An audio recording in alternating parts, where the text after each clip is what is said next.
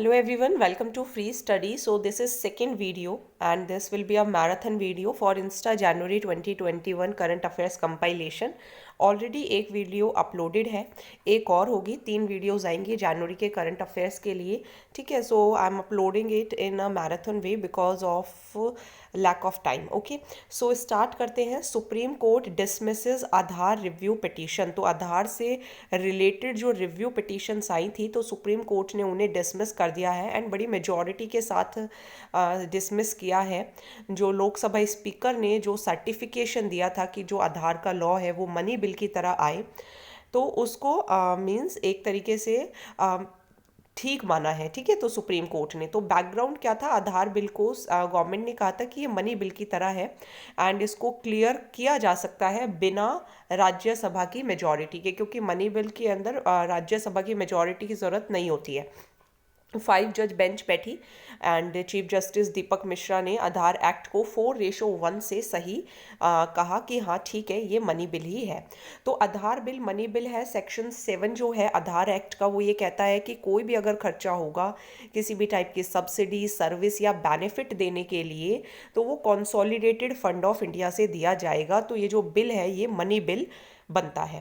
Now issue ये था कि दो पिटीशंस आई। एक तो इस जो स्पीकर हैं, क्योंकि स्पीकर ही अल्टीमेट अथॉरिटी होती हैं जो बताते हैं कि मनी बिल है या नहीं है, तो उन्होंने इसको मनी बिल ही माना एंड कहा कि जो स्पीकर का जो डिसीजन है it can not be challenged in court, कि ये जो मीन्स ये पिटीशन थी। ठीक है, दूसरी पिटीशन क्या थी कि जो आधार है वो करेक्टली सर्टिफाइड है as money bill under article 110, क्योंकि आर्टिकल 110 के अकॉर्डिंग ही किसी बिल को मनी बिल जो है वो सर्टिफाई करते हैं स्पीकर। ठीक है, तो सुप्रीम कोर्ट के जजमेंट के अकॉर्डिंग ये पिटीशन जो थी वो इन दो इशूज़ पर फाइल हुई थी।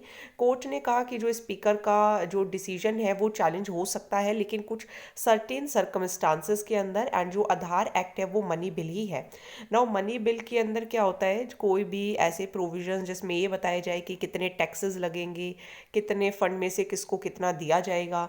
मनी बिल सिर्फ लोकसभा में ही इंट्रोड्यूस हो सकता है, राज्यसभा उसके अंदर अमेंडमेंट्स नहीं कर सकती एंड सजेस्ट कर सकती है, लेकिन ये लोकसभा की चॉइस होती है कि वो उसे एक्सेप्ट करेंगे या फिर नहीं एक्सेप्ट करेंगे। आर्टिकल 110 सब सेक्शन 1 में ये लिखा हुआ है कि कोई भी बिल मनी बिल तभी होगा अगर आर्टिकल 110 1A से लेके 1G तक, दैट इज टैक्सेशन हो, गवर्नमेंट कहीं से बोरो कर रही हो, मनी का अप्रोप्रिएशन हो, तो वो मनी बिल की कैटेगरी में आते हैं। आर्टिकल 110 सब सेक्शन 3 में ये लिखा हुआ है कि अगर कोई भी क्वेश्चन उठता है कि कोई बिल मनी बिल है या नहीं है, तो जो स्पीकर होते हैं उन्हीं का डिसीजन क्या होता है, फाइनल माना जाता है। चलिए नेक्स्ट टॉपिक है Karnataka prevention of slaughter and preservation of cattle ordinance 2020। तो कर्नाटका गवर्नमेंट एक ऑर्डिनेंस लेकर आई कि जो कैटल होते हैं, जैसे गाय भैंस जो ये रखते हैं, इनको मीन्स एक तरीके से प्रिजर्व करके रखा जाए, इनकी बली वली ना दी जाए। ठीक है, तो इसको थोड़ा और हम डिटेल में पढ़ते हैं। तो कर्नाटका गवर्नमेंट ने एक हाई कोर्ट को एक अंडरटेकिंग दी थी कि कोई भी कोर्सिव एक्शन जो है वो इनिशिएट ना किया जाए अगर मान लीजिए कैटल को एक जगह से दूसरी जगह लेकर जाते हैं, जब तक रूल्स जो है वो नहीं आ जाते। तो इशू ये था, कोर्ट जो था वो पीआई के जो पिटीशंस होते हैं उन्हें सुन रहा था कि जो ऑर्डिनेंस है वो कॉन्स्टिट्यूशनली वैलिड है भी या नहीं है, क्योंकि गवर्नमेंट जो है वो अभी भी रूल्स इसके बना रही है एंड मीन्स एक तरीके से जो फार्मर्स होते हैं, क्योंकि वो कैटल को एक जगह से दूसरी जगह लेकर जाते हैं, तो इसके लिए क्या करना चाहिए, तो ये इशू है। नाउ प्रोविजंस के अंदर जो कंट्रोवर्शियल प्रोविजंस हैं वो क्या है, वो ये है कि जो पुलिस ऑफिसर्स हैं, मीन्स किसके पास पावर होगी कि कौन सर्च करेगा। तो पुलिस ऑफिसर्स जो एसआई रैंक के हों, सब इंस्पेक्टर रैंक के हों या उनसे अबव हों, उन्हीं के पास पावर होगी कि वो प्रेमिसेस के अंदर जाएंगे। हमने टॉपिक पहले भी वीडियो के अंदर पढ़ा है कि वो उन कैटल्स को वहाँ से बचा सकते हैं। ओके, एंड कोई और अडॉप्ट भी कर सकता है। तो इस तरीके के जो सीजर्स होंगे वो फिर रिपोर्ट किए जाएंगे सब डिविजनल मजिस्ट्रेट को, एंड जो वॉयलेटर्स होंगे, जो बात नहीं मानेंगे, उनको 3 से 7 साल की सज़ा हो सकती है। जो पेनल्टी है वो भी 50,000 से 5 लाख तक होगी अगर पहली बार गलती की, दूसरी या बार बार गलती करते रहे तो फिर पेनल्टी 1 लाख से 10 लाख के बीच में भी हो जाएगी। ठीक है, तो इसके बारे में हमने थोड़ा सा कल भी पहले की वीडियो के अंदर भी पढ़ा था। देन PLI स्कीम क्या होती है? Okay, production linked incentive scheme, ये बेसिकली आत्मनिर्भर भारत के लिए है कि जो जितना ज़्यादा प्रोडक्शन करेगा उसे इतने ज़्यादा इंसेंटिव्स मिलेंगे, ताकि प्रमोशन हो डोमेस्टिक मैन्युफैक्चरिंग की। हमारी कंट्री के अंदर जो लोग हैं वो चीज़ों को प्रोड्यूस करें। जो APA जो हम चाइना से बहुत ज़्यादा खरीदते हैं, एक्टिव फार्मास्यूटिकल इंग्रेडिएंट्स, उसके अंदर हमारी मीन्स डोमेस्टिक मैन्युफैक्चरिंग होनी चाहिए। तो इंडिया की जो फार्मास्यूटिकल इंडस्ट्री है वो थर्ड है लार्जेस्ट, एंड बहुत अच्छी प्रेजेंस हम रखते हैं काफ़ी एडवांस्ड इकोनॉमीज़ के अंदर भी, जैसे US हो गया या EU हो गया। एंड ये हमारी जो इंडस्ट्री है वो इसलिए भी जानी जाती है क्योंकि हम अफोर्डेबल मेडिसिन प्रोवाइड कराते हैं, खास करके जेनेरिक्स के अंदर। जेनेरिक मेडिसिन क्या होती हैं? जो ज़्यादा ब्रांड नहीं होता बट इक्वली यूजफुल। नाउ जो कंट्री है वो डिपेंडेंट है, हमारी कंट्री जो है रॉ मटेरियल के लिए हम दूसरों पर डिपेंड हैं। तो PLI स्कीम यही है कि गवर्नमेंट ने पहले देखिए PLI स्कीम स्टार्ट की थी कि अगर कोई मोबाइल फ़ोन बनाता है, कोई फार्मा प्रोडक्ट्स बनाता है या मेडिकल इक्विपमेंट सेक्टर्स बनाता है, तो 1 अप्रैल 2020 के अंदर ये नेशनल पॉलिसी लाई गई थी इलेक्ट्रॉनिक्स की, जिसके अंदर इसे इंक्लूड किया गया था, ताकि जो इलेक्ट्रॉनिक्स से बनी हुई जो चीज़ें हैं, क्योंकि हम चाइना से भी बहुत ज़्यादा इलेक्ट्रॉनिक्स जो थिंग्स हैं वो ख़रीदते हैं, तो हमारा अपना खुद का सेल्फ सफिशिएंसी होनी चाहिए। नवंबर 2020 में प्रोडक्शन लिंक्ड स्कीम जो थी वो और 10 सेक्टर्स के अंदर इन्वॉल्व की गई, ताकि हमारा जो इंडिया है वो आत्मनिर्भर भारत बन सके। ये 3 नाम ध्यान रखिएगा, पहले mobile, pharma and medical equipment, अभी 10 और सेक्टर्स के अंदर है। तो इसके अंदर 4 से लेके 6% तक का इंसेंटिव दिया जाता है।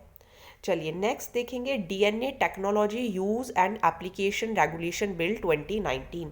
तो कुछ लीडर्स हैं ऑल इंडिया मजलिस ए इत्तेहाद उल मुस्लिमीन के, ठीक है, AIMIM के एंड CPI के, कम्युनिस्ट पार्टी ऑफ इंडिया के, they have filed dissent notes, क्योंकि पार्लियामेंट स्टैंडिंग कमेटी की रिपोर्ट आई थी DNA टेक्नोलॉजी बिल के ऊपर। तो क्या कहा गया कि जो बिल है वो उनके कंसर्न्स को नहीं देख रहा है। अगर बिल इनेक्ट कर दिया गया तो इससे दलित्स, मुस्लिम, आदिवासी के ऊपर बहुत ज़्यादा टारगेट किया जा सकता है उनके DNA सैंपल कलेक्शन के लिए एंड ऑल। तो कंसर्न्स क्या है बिल को लेके? बिल ये कहता है कि जो भी DNA सैम्पलिंग होगी या सिटीजन्स की जो प्रोफाइलिंग होगी जिनके ऊपर क्राइम का दोष हो या कुछ मान लीजिए खो गए हैं या फिर तो उनकी जेनेरिक इन्फॉर्मेशन को स्टोर किया जाएगा एडमिनिस्ट्रेटिव पर्पस के लिए। तो डर ये है कि ये कानून जो है वो कास्ट प्रोफाइलिंग हो सकता है, किसी पर्टिकुलर कास्ट के खिलाफ ये हो सकता है। एंड जो स्टैंडर्ड्स पुट्टा स्वामी, अगर आपको केस याद हो तो राइट टू प्राइवेसी उसके अंदर मेन पॉइंट आया था। एंड सुब्रमण्य जो स्वामी जजमेंट्स थी उसके अंदर भी कहा गया था कि ये जो बिल है ये इन स्टैंडर्ड्स को फॉलो नहीं करते, ठीक है। राइट टू प्राइवेसी जो हमारे राइट टू लाइफ के अंदर भी आता है आर्टिकल नंबर 21 के अंदर, तो ये थोड़े इशू हैं। तो DNA अगर प्रोफाइल बन जाएगा तो देखिए पहले सैंपल्स को कलेक्ट किया जाएगा, सैंपल को कलेक्ट करके DNA सेगमेंट्स, ये आप थोड़ा बहुत रीड कर सकते हैं। ये देखिए इन्होंने सैंपल्स को कलेक्ट कर लिया है, ठीक है। फिर ये इसको मल्टीप्लाइंग DNA सेगमेंट्स, यहाँ पे आप अलग अलग कलर्स देख सकते हैं, तो ये इसको आप थोड़ा बहुत अपने आप से रीड कर लीजिएगा। देन देखिए हम बिल्स के हाईलाइट देखते हैं। बिल्स के अंदर ये कहा गया है कि जो भी नेशनल जो रीजनल DNA डाटा बैंक्स होंगे वो बनाए जाएंगे, एक डाटाबेस क्रिएट किया जाएगा ताकि विक्टिम्स का पता लगाया जा सके। एंड अगर कोई इन DNA प्रोफाइल इंफॉर्मेशन को उन लोगों तक पहुंचाने की कोशिश करेगा जो इसको नहीं मीन्स जिनके पास ये इन्फॉर्मेशन नहीं जानी चाहिए, तो जो इन्फॉर्मेशन पहुंचाने की कोशिश करेगा उसको 3 साल तक की सज़ा एंड 1 लाख रुपए का फाइन भी हो सकता है। बिल के अकॉर्डिंग जो भी DNA डाटा होगा, जैसे DNA profile, DNA sample, DNA record, ये तभी यूज़ किया जा सकता है अगर पर्सन को आइडेंटिफाई करना हो, किसी और पर्पस के लिए नहीं। तो क्राइम इन्वेस्टिगेशन के लिए इसको बनाया गया है, बेसिकली डाटाबेस बनाया जाएगा कन्विक्ट्स का। लेकिन प्रॉब्लम ये है कि ये किन्हीं दलित्स या फिर जो मुस्लिम्स हैं उनके खिलाफ यूज़ किया जा सकता है, तो ये लोगों को चिंता है।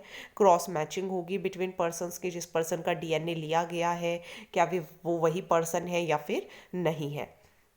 देन देखिए कुछ इश्यूज देखेंगे related to development and management of social sector services relating to health, education and human resources. What is anaemia? हमारी जो इंडिया के अंदर जो विमेन हैं, जो बच्चे हैं, वो बहुत अनेमिक हैं। एंड ऐसा नेशनल फैमिली हेल्थ सर्वे ने कहा 2019-20 में। अनेमिया मतलब होता है कि जितनी हमारी बॉडी के अंदर हेमोग्लोबिन RBCs की रिक्वायरमेंट है उससे कम हो, तो फिर उससे ठंड लगती है, थकावट होती है, इरिटेशन होती है, सांस लेने में दिक्कत आती है, ठीक है। तो वो डाइट जहाँ पे प्रॉपर आयरन नहीं होता, फॉलिक एसिड की कमी होती है, विटामिन B1-2 नहीं होता, तो वहाँ पे एनीमिया हो जाता है। तो आयरन की डेफिशिएंसी एंड विटामिन B1-2 की डेफिशिएंसी की वजह से एनीमिया बनता है। विमेन के अंदर आयरन डेफिशिएंसी ज़्यादा होता है एज़ कम्पेयर टू मैन, क्योंकि जो हर मंथ की जो मेंस्ट्रुअल जो पीरियड होता है उसकी वजह से काफ़ी ज़्यादा लॉस हो जाता है। एंड प्रेगनेंसी के टाइम पे क्योंकि फॉइटस ग्रो होता है तो तब भी ज़्यादा आयरन की ज़रूरत होती है। एंड डाइट के अंदर मिलेट्स की जो कमी है एंड हम जो ज़्यादा डिपेंडेंट हो रहे हैं राइस पर, वीट पर, ग्रीन एंड लीफी वेजिटेबल ज़्यादा नहीं खाना पसंद करते, तो इससे भी अनीमिया क्या होता है, बढ़ता है। देन देखिए food security and safety authority of food safety and standard authority of India ने जो ट्रांसफैट लेवल्स है फूड्स के अंदर वो जो लिमिट है वो बताई है। देखिए आप जैसे चिप्स खरीदते होंगे तो वो चिप्स जो है वो उसके अंदर इसी वजह से स्टोर रह पाते हैं क्योंकि उसके अंदर ट्रांस फैट एसिड्स का मिलावट मींस ट्रांस फैट एसिड्स डाले जाते हैं। अगर वो ट्रांस फैट एसिड्स नहीं डाले जाएंगे तो वो जो चिप्स हो गए या जो भी पैकेज मटेरियल्स होते हैं वो जल्दी ख़राब हो जाते हैं।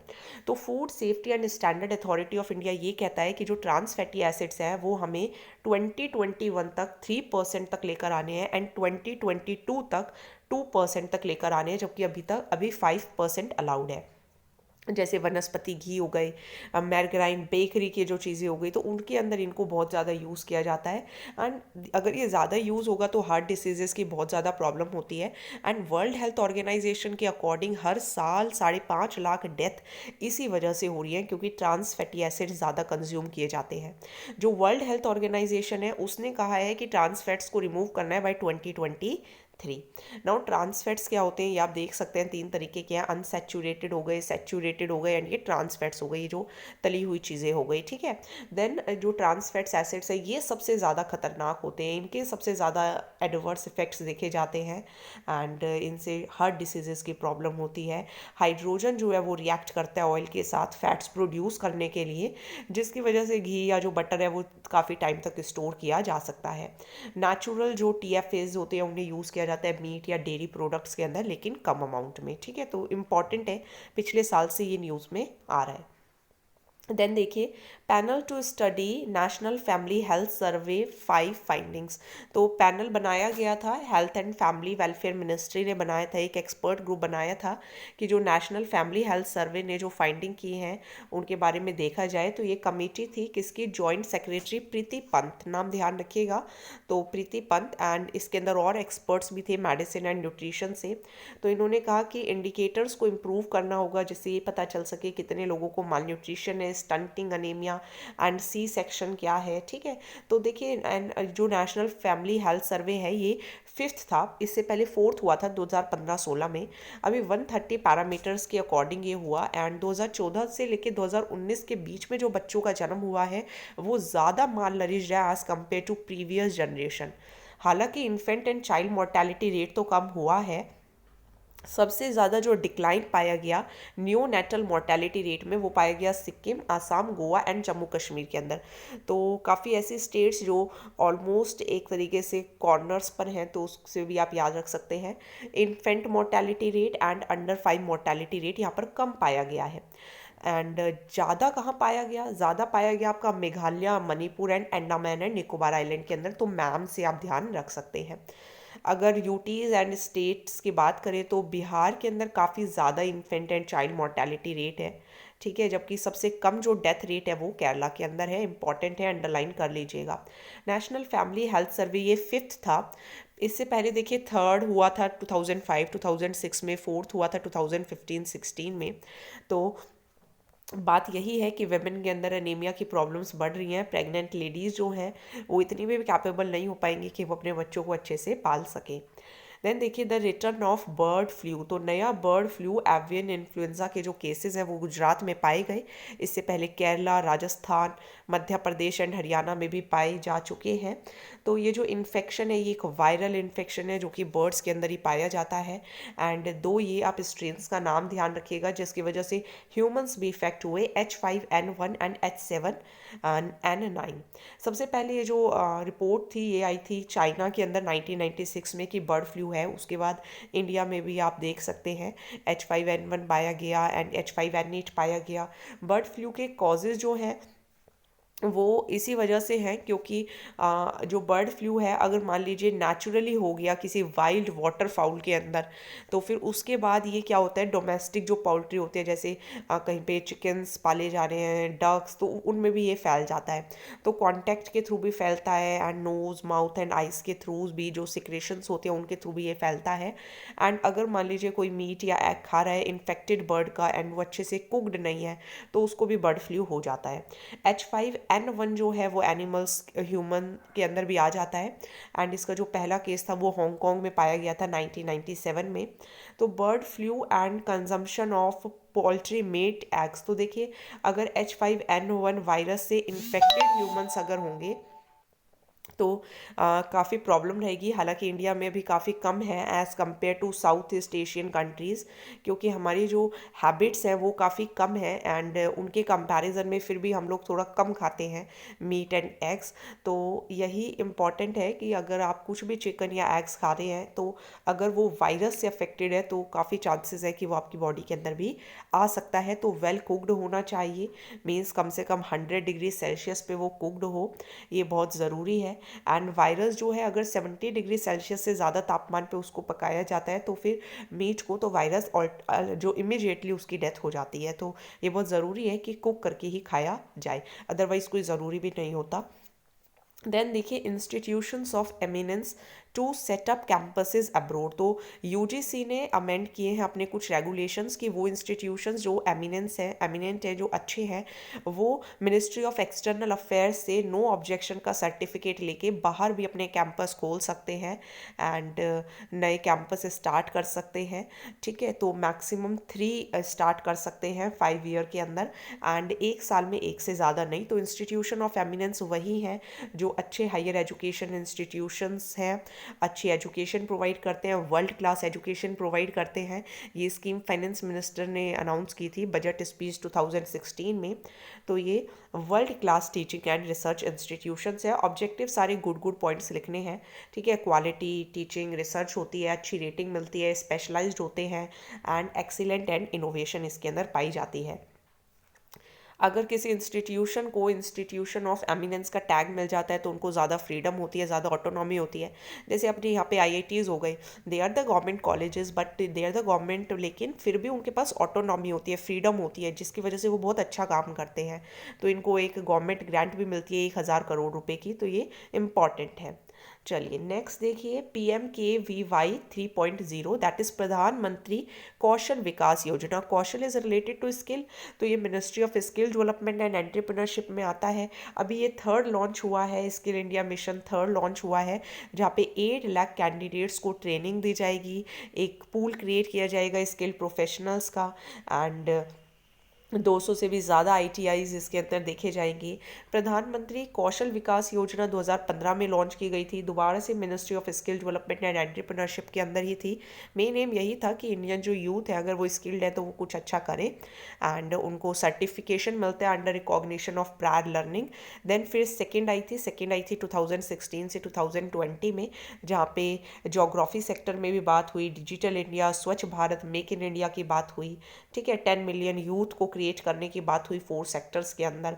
फिर स्किल इंडिया मिशन का एम यही था कि जो प्रधानमंत्री कौशल विकास योजना है उसके थ्रू हमारा जो वर्ल्ड के अंदर हम स्किल कैपिटल बना सके। देन देखिए supreme court directive on quota in promotions के अंदर भी देखिए कोटा मांगना। तो सुप्रीम कोर्ट ने अटॉर्नी जनरल के वेणुगोपाल को कहा है कि कुछ इश्यूज जो उठाए गए हैं वो लेकर आइए, ठीक है। ये 2006 में कॉन्स्टिट्यूशनल बेंच जजमेंट थी M नागराज केस के अंदर, तो उससे रिलेट करता है एंड जो क्रीमी लेयर प्रिंसिपल है वो SC ST में अप्लाई होना चाहिए प्रमोशंस में या नहीं। तो M नागराज केस क्या था, तो 17 जून 1995 को पार्लियामेंट जो थी उन्होंने 77th अमेंडमेंट जो थी उसको अडॉप्ट कर लिया था एंड आर्टिकल 16 में रिजर्वेशन दी गई थी कि रिजर्वेशन जो होगी वो प्रमोशन में भी मिलेगी। जो इसकी वैलिडिटी थी वो लाई गई एंड इसको फिर चैलेंज किया गया सुप्रीम कोर्ट के आगे। तो 16(4)(a) को वैलिड मान मानते हुए एक और प्रोविज़न डाला गया कि जो स्टेट है वो बाउंड नहीं है, बट उनको कलेक्ट करना होगा क्वांटिफिएबल डाटा कि भाई क्लास जो है वो एक्चुअली में बैकवर्ड है या नहीं है, उनको अच्छे से रिप्रेजेंटेशन मिल पाई है या नहीं मिल पाई है। तो कोर्ट ने कहा कि ये जो कॉन्स्टिट्यूशनल अमेंडमेंट्स है ये फंडामेंटल ऑफ इक्वालिटी को एब्रोगेट नहीं करती। आर्टिकल 335 के अंदर भी आया कि कुछ मेजर्स लेने होंगे ताकि जो SC ST का जो क्लेम है उनको भी एक लेवल प्लेइंग फील्ड पर लाया जा सके। मेन इश्यूज़ यही है, काफ़ी टाइम से ये लोग SC ST जो है वो डिस्क्रिमिनेशन फेस कर रहे हैं, तो एक लेवल प्लेइंग फील्ड पे लाने के लिए, क्योंकि ये यहाँ है बाकी यहाँ है, तो इनको एक तरीके से एक साथ लाने के लिए इनको रिजर्वेशन दिया जाता है। तो ये बातें आती हैं सामने। चलिए, now why bird flu virus has so many strains and what it means for humans. तो बर्ड फ्लू, दो सब टाइप्स बर्ड फ्लू के अभी भी हमने पढ़े थे। तो कितने सब टाइप्स हैं, बहुत सारे सब टाइप्स हैं, 131 के अराउंड है। एंड H और N हमने अभी ऊपर भी पढ़ा था। तो H होता है आपका हेमाग्लूटिनिन एंड N होता है आपका न्यूरामिनिडेज। तो 18 और 11 सब टाइप्स है। अभी आप ये देख सकते हैं H3 N2 H7 N9 जो हमने ऊपर भी पढ़ा था, H5 N1 हमने ऊपर पढ़ा था। तो H के 3 टाइप्स हैं, H1 H2 H3 and N के N1 N2। तो इस तरीके से बनते हैं, इनको ध्यान रखिएगा। H1N1 स्पेनिश फ्लू है, H2N2 एशियन फ्लू है, H3N2 हांगकांग फ्लू है एंड H1N1 स्वाइन फ्लू है। तो अंडरलाइन कर लीजिए, इंपॉर्टेंट है। जो इन्फ्लुएंजा A वायरस है वो लगातार बढ़ता रहता है, इनका सेगमेंटेड जीनोम होता है, 8 सेपरेट स्ट्रैंड्स होते हैं, जिसकी वजह से ये they are coping to prone to errors and mutations. देखिए, वायरस एक ऐसी चीज़ होती है जो अपना जो प्रक्रिया है वो हर पर बदलता रहता है, बहुत जल्दी जल्दी चेंज होता रहता है, जिसकी वजह से दवाई बनने में भी टाइम लगता है। Okay, So now we will read about Ayushman Bharat health scheme for central armed police forces. तो जो आर्म्ड पुलिस फोर्सेस होते हैं उनके लिए क्या आयुष्मान भारत हेल्थ स्कीम है, जिसको आयुष्मान CAPF, यहाँ से आप देख सकते हैं CAPF स्कीम भी कहा गया है। बेसिकली यही है कि इनका जो हेल्थ इंश्योरेंस का जो प्रोग्राम है वो आर्म्ड पुलिस फोर्सेस तक भी जाए एंड 28 लाख ऐसे पर्सोनल हैं, मीन्स उन्हें पर्सोनल को एम्प्लॉयज़ बोलते हैं। CAPF के हो गए, असम राइफल्स हो गए। तो देखिए, इनके नाम थोड़े ध्यान रखिएगा। सेंट्रल आर्म्ड पुलिस फोर्स कहाँ कहते हैं, असम राइफल्स आपका नॉर्थ ईस्ट साइड में हो गया, नेशनल सिक्योरिटी गार्ड एंड इनकी फैमिलीज़ को कवर किया जाएगा किसमें, आयुष्मान भारत प्रधानमंत्री जन आरोग्य योजना के अंदर। नाउ ये वर्ल्ड का लार्जेस्ट हेल्थ इंश्योरेंस है जिसे पूरे तरीके से गवर्नमेंट ही फाइनेंस करेगा। हर फैमिली को हर साल 5 लाख रुपए का कवर प्रोवाइड किया जाएगा। ओके, एंड 10.74 करोड़ फैमिलीज़ को इंक्लूड किया जाएगा। कैशलेस फैसिलिटी ये होगी। एलिजिबिलिटी, कोई फैमिली साइज, एज या फिर जेंडर के लिए कोई रेस्ट्रिक्शन नहीं है। पहले दिन से ही सभी कंडीशंस को कवर किया जाएगा। 3 दिन, जैसे हॉस्पिटल में एडमिट होने से 3 दिन पहले एंड उसके 15 दिन बाद तक जो भी खर्चे होंगे वो प्रोवाइड किए जाएंगे। जो बेनिफिट है वो पूरी कंट्री में हर जगह प्रोवाइड किया जाएगा एंड इसके अंदर 1393 प्रोसीजर्स इंक्लूड होंगे। पब्लिक हॉस्पिटल्स को इस तरीके से बनाया जाएगा, इस तरीके से वहाँ पे रीइम्बर्समेंट होगी जैसे कि प्राइवेट हॉस्पिटल्स के अंदर होती है।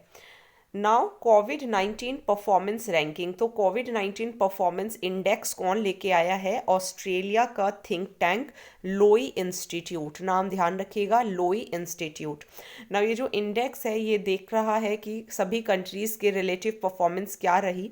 जो इंडेक्स है वो 6 इंडिकेटर्स के ऊपर बेस्ड है, जैसे कितने केसेस कंफर्म्ड हैं, कितनी डेथ्स हुई हैं पर मिलियन एंड कितना डाटा अवेलेबल हुआ। तो कंट्रीज़ को रैंक किया जा रहा है रीजन के बेसिस पे, पॉलिटिकल सिस्टम के बेसिस पे, पॉपुलेशन साइज, इकोनॉमिक डेवलपमेंट के बेसिस पर।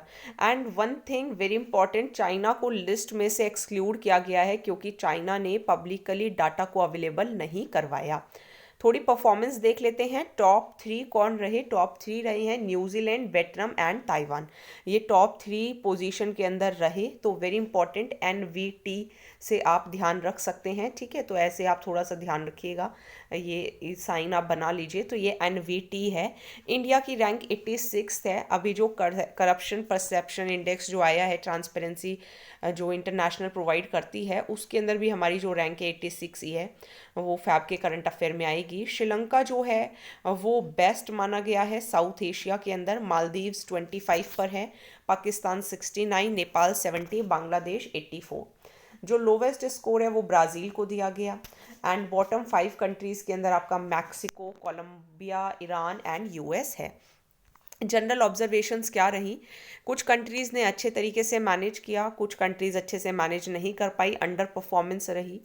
जो हर कंट्री के अंदर क्या इकोनॉमिक डेवलपमेंट है, हर कंट्री का पॉलिटिकल सिस्टम अलग अलग है, हालांकि उसका कोई ज़्यादा असर नहीं पड़ा कोरोना वायरस के रिस्पॉन्स पर। तो एवरेज बेसिस पे वो कंट्रीज़ जहाँ पर अथॉरिटेरियन इस्टेब्लिशमेंट है, जैसे चाइना हो गया, तो वहाँ पर had no prolonged advantage in containing the virus. तो ऐसा कोई वहाँ पे ऐसी एडवांटेज नहीं देखने को मिली है। डेमोक्रेटिक जो कंट्रीज़ हैं वो ज़्यादा सक्सेसफुल रही। एंड काफ़ी सारी कंट्रीज़ हैं जहाँ पे पॉपुलेशन 10 मिलियन से भी कम है, तो उन्होंने काफ़ी अच्छा परफॉर्म किया है। ओके, सो ये भी आप ध्यान रखेंगे। देन देखिए निगलेक्टेड ट्रॉपिकल डिसीजेज, तो ऐसी डिसीजेज जो निगलेक्ट कर दी जाती हैं, तो इंडिया भी इस लाइन में आ गया है। And to light up Qutub Minar as a sign of unity to combat neglected tropical diseases, तो इंडिया ने वर्ल्ड को ज्वाइन किया है कि कुतुब मीनार को लाइट अप किया जाए, मीन्स एक तरीके से रोशनी की जाएगी वहाँ पे कि हम एक साथ हैं, ताकि जो निगलेक्टेड ट्रॉपिकल डिसीजेज हैं उन्हें दूर किया जा सके। ये second annual world neglected tropical diseases day था, जो कि 30 जनवरी, जिस दिन महात्मा गांधी का एसेसिनेशन भी हुआ था, उस दिन मनाया गया।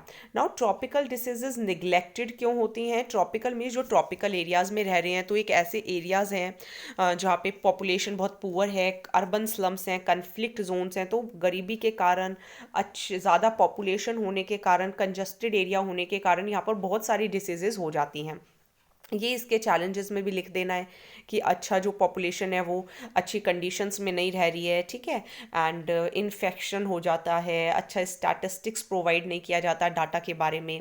70 कंट्रीज से भी ज़्यादा कंट्रीज़ हैं जहाँ पे निगलेक्टेड ट्रॉपिकल डिसीजेज हैं, एंड वो कंट्रीज ज़्यादातर low income and lower middle income countries ही हैं।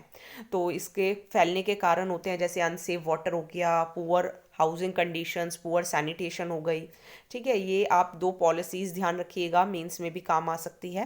नेशनल हेल्थ पॉलिसी 2017 की, जहाँ पे कहा गया था कि हेल्थ की नीड्स को पूरा करना है, ये देखना है कि जो भी नए ड्रग्स हों वो अफोर्डेबल हों।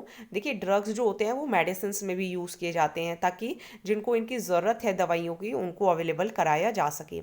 एक नेशनल पॉलिसी थी on treatment of rare diseases, ताकि जो इन्फेक्शियस ट्रॉपिकल डिसीजेज हैं, रेयर डिसीजेज हैं, उनका ट्रीटमेंट हो सके।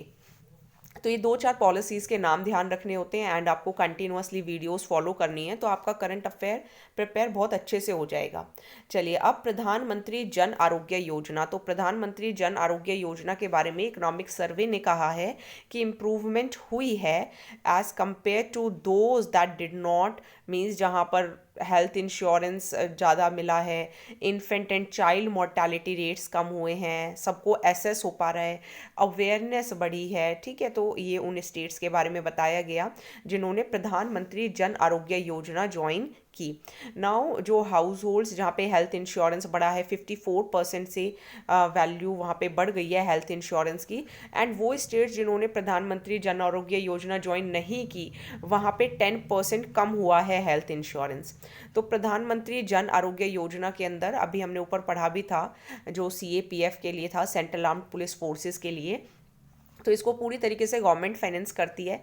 5 लाख रुपए मिलते हैं पर family per year, and 10.74 crore poor and जो फैमिलीज़ हैं वो इसका बेनिफिट उठा रहे हैं। कैशलेस फैसिलिटी होती है। सेम पॉइंट्स हैं, अभी हमने ऊपर पढ़े, तो no need to read it again. चलिए अब पढ़ेंगे role of civil services in a democracy. एक डेमोक्रेसी के अंदर सिविल सर्विसेज का क्या रोल होता है।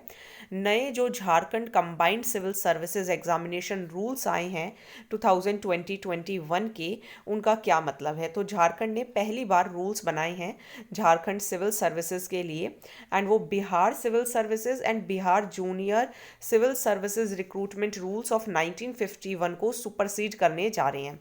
तो Jharkhand combined civil civil services examination rules की ज़रूरत क्यों थी? क्योंकि कम से कम 204 पिटीशंस ऐसी आई थी कि बहुत करप्शन हो रहा है सिलेक्शन में, कन्फ्यूजन बहुत है, इरेगुलरिटीज़ बहुत हैं। तो झारखंड पब्लिक सर्विस कमीशन के खिलाफ लोगों ने गुहार लगाई एंड प्रीलिम्स का रिजल्ट जो था वो 3 बार घोषित किया गया, मीन्स काफ़ी अलग अलग कारणों की वजह से। तो नए रूल्स ये हैं कि जो कैडर कंट्रोलिंग डिपार्टमेंट है वो देखे पहले तो कि वैकेंसीज कितनी हैं 1 जनवरी के हिसाब से, एंड फिर उसके बाद क्लियरेंस ले department of personnel administrative reforms and राजभाषा से, एंड उसके बाद लेके आए वैकेंसी। जो भी मार्क्स ऑब्टेन होते हैं रिटन टेस्ट के अंदर, यही क्वालिफाइंग नेचर के जो कि सिर्फ क्वालिफाइंग माने गए हैं वो ऐड ना किए जाएं एग्रीगेट मार्क्स में। तो क्वालिफाइंग मार्क्स वैसे भी ऐड नहीं किए जाते, तो यहाँ पे कुछ इशू हो रहे होंगे। एक्सपर्ट्स ने क्या कहा है? एक्सपर्ट्स ने ये कहा है कि टेक्निकली प्रीलिम्स के अंदर कोई रिजर्वेशन नहीं है एंड कोई नए रूल्स भी नहीं बने हैं, जैसे जो बच्चे नए नए ग्रेजुएट फाइनल होकर आते हैं एंड जो यूपीएससी है उनके पास तो प्रोविज़न है, लेकिन झारखंड के पास प्रोविज़न नहीं है। तो नंबर ऑफ अटेम्प्ट्स भी क्या होते हैं, अफेक्ट होते हैं। ये तो देखिए बहुत कॉमन इशू है। अब यहाँ पे राजस्थान के अंदर जो वैकेंसी निकली थी वो 2018 में निकली थी, उसके बाद से आरएएस की वैकेंसी ही नहीं निकली है एंड जो वैकेंसी है वो भी अभी कोर्ट में है जो पहले की है। तो ये स्टेट के अंदर तो बहुत ही मतलब पब्लिक सर्विस कमीशंस का बहुत बुरा हाल है। यूपीएससी के ऊपर फिर भी थोड़ा सा ट्रस्ट है लोगों का। चलिए नेक्स्ट टॉपिक देखेंगे, India and it's neighbourhood relations. तो चाइना अपना डिफेंस लॉ को अमेंड करने जा रहा है ताकि वो वॉर प्रिपेयर्डनेस के लिए और अच्छे से उभर सकें। तो चाइना का नेशनल डिफेंस लॉ जो है वो अमेंड हो गया है। यहाँ पर जो सीएमसी है, सेंट्रल मिलिट्री कमीशन जो है, उसको ज़्यादा पावर मिली है कि वो रिसोर्सेज को यूज़ करें एंड नेशनल इंटरेस्ट के लिए एक नई डेफिनेशंस बनाएं। ओके, एक्सपर्ट्स का कहना है कि डेवलपमेंट इंटरेस्ट है उनका, मींस इन जो चाइना की इकोनॉमिक एक्टिविटीज़ हैं जैसे बेल्ट एंड रोड इनिशिएटिव जो इनका चल रहा है, तो इसको मजबूत करना है। एंड जो अमेंडमेंट है वो चाहते हैं कि हमारी कंट्री के अंदर सिक्योरिटी बढ़े, चाहे वो मैरीटाइम हो, लैंड बॉर्डर्स हो, एयर डिफेंस हो, हमारा आउटर स्पेस अच्छा हो, इलेक्ट्रोमैग्नेटिक नेटवर्क्स अच्छे हों, एंड चाइना जो है वो ग्लोबल सिक्योरिटी गवर्नेंस के अंदर पार्टिसिपेट करे, मल्टीलेटरल सिक्योरिटी टॉक्स में पार्टिसिपेट करे। ठीक है, नए इंटरनेशनल रूल्स बनाए जो कि सभी एक्सेप्ट करें, फेयर हों, रीजनेबल हों। तो इतनी अच्छी अच्छी बातें चाइना करता है तो थोड़ा सा डाउट होता है। चलिए, तो जो चेंज है उससे एक तरीके से पुश मिलेगा civil for closure civil military fusion, and target यही है कि एक वर्ल्ड क्लास मिलिट्री बने यूएस जैसी बाय 2049, जब पीपल्स रिपब्लिक ऑफ चाइना जो है वो 100 का हो जाएगा, मीन्स इनको बने हुए 100 साल हो जाएंगे। Now let's see China Taiwan relationship. तो ये भी काफ़ी टाइम से न्यूज़ में चल रहा है। तो यूएस ने अपनी जो रेस्ट्रिक्शंस हैं वो हटा ली हैं कि ताइवान के साथ डिप्लोमेटिक रिलेशंस में, एंड चाइना को ये उदास करने की कोशिश की जा रही है। ट्रम्प एडमिनिस्ट्रेशन चाहते हैं कि ताइवान के साथ अच्छे रिलेशनशिप बने, एंड यूएन के जो एम्बेसडर थे केली क्राफ्ट वो भी ताइवान गए ताकि एक वार्निंग मिल सके, एंड जिससे क्रिटिसिज्म हुआ बीजिंग से भी, एक and a warning that US would पे अ हैवी प्राइस। तो अगस्त में जो health and human services secretary थे वो पहले कैबिनेट मिनिस्टर बने जो कि ताइवान गए 2014 से। बेसिकली देखिए यहाँ पे 2 रूल चलते हैं, एंड दिस इज़ अ ये आपका ताइवान है, और जो हांगकांग है तो ये चाइना से मेनलैंड इनके अलग है, इनको चाइना का ही पार्ट माना जाता है। तो चाइना एक तरीके से चाहते हैं कि भाई इनके साथ जो रिलेशनशिप है वो कभी कभी कोशिश करते हैं कि भाई ये इंडिपेंडेंटली काम करें, but China wants to control them. तो अगर कोई और कंट्री इनके साथ रिलेशंस बनाता है तो फिर चाइना को इससे दिक्कत होती है। देन देखिए, China draws back troops from LAC. तो लाइन ऑफ एक्चुअल कंट्रोल से चाइना जो है वो थोड़े से कदम पीछे बढ़ा रहा है, एंड इन्होंने अपने 10,000 ट्रूप्स जो थे वो डिस्प्यूटेड बाउंड्री से थोड़े पीछे बुला लिए हैं। तो लाइन ऑफ एक्चुअल कंट्रोल हमें पता है इंडिया एंड चाइना को 1962 से ही अलग कर रहे हैं। तो पैंगोंग सो, देखिए गलवान वैली थोड़ा ऊपर पड़ता है, पैंगोंग सो लेक थोड़ा नीचे पड़ता है, तो यहाँ से दोनों को अलग किया जा रहा है। एंड पैंगोंग लेक आपको पता ही है इंडिया के अंदर 45 किलोमीटर है, चाइना के अंदर 90 किलोमीटर। झील है, एक तरीके से पानी की झील है, खारे पानी की झील है। एंड इसके अंदर 8 फिंगर्स हैं। तो इंडिया और चाइना जो है वो कंट्रोल करती है। इंडिया कहती है कि LAC फिंगर 8 से पास करता है, जबकि जो चाइना है वो कहते हैं कि LAC फिंगर 2 से पास करता है। ठीक है, तो दोनों के, इंडिया के जो फोर्सेज हैं वो कभी फिंगर 4 से उधर नहीं गए। तो अभी इशू इसी वजह से हुआ कि चाइना पैंगोंग सो में क्यों इंटरेस्टेड है, जबकि वो खारे पानी की झील है। तो वो पैंगोंग सो लेक के अंदर इंटरेस्टेड नहीं है, वो चुसुल वैली के अंदर इंटरेस्टेड है, जो कि एक बैटल फ्रंट रहा था 1962 में भी। एंड वो चाहते हैं कि LAC के पास कोई भी इंडिया अपना इंफ्रास्ट्रक्चर ना बनाए, क्योंकि वहाँ पे अक्साई चीन भी पड़ता है, लासा कशगर हाईवे भी पड़ता है। एंड फिर पाकिस्तान ऑक्यूपाइड टेरिटरीज है, लद्दाख जम्मू कश्मीर के अंदर। तो चाइना इस चीज़ से थोड़ा वो रहता है, जिसकी वजह से वो उसने वहाँ पे अपनी हरकतें बढ़ाई थी। तो पोंगोंग से लेक एक कॉन्क्लेव लेक है एंड 14,000 फीट पर है। ये लेक 135 किलोमीटर लंबी है, जिसमें से मैंने अभी आपको बताया 45 इंडिया में आती है एंड 90 जो है वो चाइना में आती है। टेथिस सागर, टेथिस जियो सिंक्लाइन से बनी थी। काराकोरम जो माउंटेन रेंज है वो पैंगोंग सो के नॉर्थ पर जाकर क्या हो जाता है, एंड हो जाता है। एंड जो उसका साउदर्न बैंक है वहाँ पे बहुत सारी माउंटेन्स हैं, स्पंगुर लेक भी है। देन देखिए, Jaishankar suggest way forward for China ties. तो जयशंकर जो एक्सटर्नल अफेयर्स मिनिस्टर है, उन्होंने कहा कि लड़ने से अच्छा एक दूसरे की रिस्पेक्ट करें, सेंसिटिविटी को समझें, इंडिया चाइना के रिलेशनशिप्स को सुधारें। तो 20 इंडियन सोल्जर्स जिन्हें और काफ़ी सारे अननोन चाइनीज सोल्जर्स जिनका डेथ हुई थी 15 जून को गलवान वैली के अंदर, जिसकी वजह से टेंशन हुई लाइन ऑफ एक्चुअल कंट्रोल में। तो इससे काफ़ी लोगों को काफ़ी नुकसान होता है। तो चाइना जो है वो इंडिया के खिलाफ एक्शन लेते आ रहा है, जैसे कि वीज़ा दे दिए थे इंडियन सिटीज़न को जम्मू कश्मीर से 2010 में। देन जो चाइना है वो इंडिया की मिलिट्री कमांड्स के साथ डील करने से बचता रहता है, कि अच्छे से बात नहीं करते हैं। एंड चाइना का जो पोजीशन है कि इंडिया न्यूक्लियर सप्लायर ग्रुप्स का पार्ट ना बने, UN सिक्योरिटी काउंसिल का परमानेंट मेंबर ना बने। हम जो UN के अंदर जो लिस्टिंग होती है कि पाकिस्तान को टेररिस्ट ठहराओ, तो वहाँ पे चाइना पाकिस्तान का साथ देता है। जो चाइना पाकिस्तान इकोनॉमिक कॉरिडोर है, जो चाइना का बेल्ट एंड रोड इनिशिएटिव है, उससे इंडिया की जो सॉवरेनिटी है जम्मू एंड कश्मीर, उस पर फर्क पड़ता है। तो एग्रीमेंट्स यही है कि दोनों कंट्रीज जो है वो आपस में बातों को सुलझाए। ये थोड़ा मैप देख सकते हैं, दिस इज अक्साई चीन, ये अक्साई चीन है। एंड यहाँ पे मैं आपको इसको थोड़ा सा बड़ा कर देती हूँ।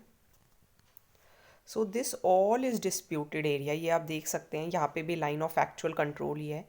ये आपका सिक्किम हो गया, ये अरुणाचल प्रदेश है, ठीक है। यहाँ से चाइना जो है वो लगता है, तो ये सब डिस्प्यूटेड एरिया है।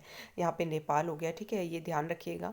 सिक्किम यहाँ पे बीच में है, नेपाल और भूटान के बीच में गैप बनता है। एंड सिक्किम जो है वो 3 राज्यों से, 3 एक्चुअली दूसरी कंट्री से बाउंड्री शेयर करता है, नेपाल से, भूटान से एंड चाइना से। तो इसको थोड़ा ध्यान रखेंगे।